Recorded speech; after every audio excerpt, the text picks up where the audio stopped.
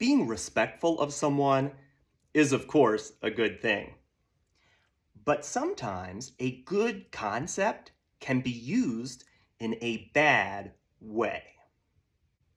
And in the case of respect, it's pretty common, as if we were taught to do so. Raise your children to value respect. Then, when one of them points out something an authority figure did wrong, accuse them of being disrespectful.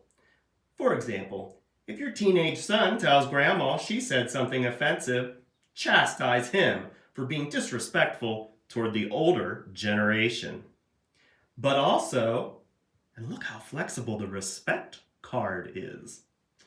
If your liberal brother redirects your son for saying something offensive, chastise your brother for being disrespectful of your authority.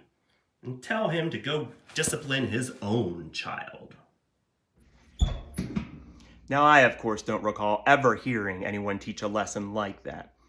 And yet, the examples from that scene are familiar. Regardless of how we actually learned it, an individual sharing an insight, then another person shutting them down, accusing them of being disrespectful, that's definitely a thing. So why do we do this? Well, a partial answer might be habit. It is a bad habit we learned. But that's not much of an answer, because the next question simply is, why? What is the function of that habit?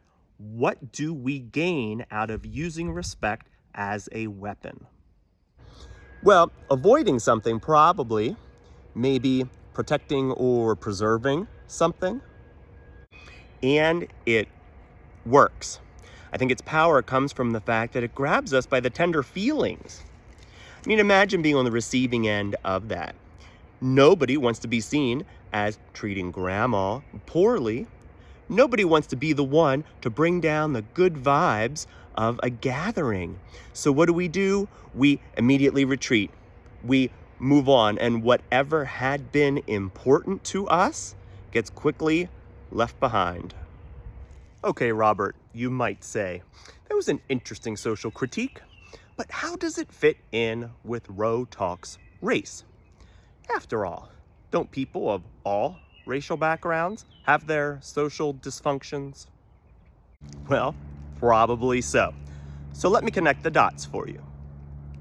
In previous segments, I explained that the premise of Roe Talks Race is that we white people have been taught from an early age to distance ourselves from racism.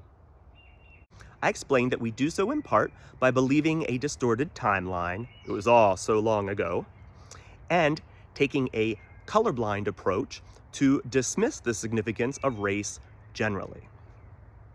Well, I also believe we distance ourselves from racism by protecting our worldview, blocking challenges to it, including with demands to be respectful. All right, well, I'd say our homework is this. Watch for our tendency to derail conversations using values. Take note what topics of conversation we tend to do this with, and instead stay in the moment, carefully listening and reflecting with humility.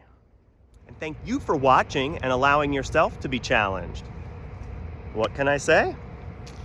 The journey continues.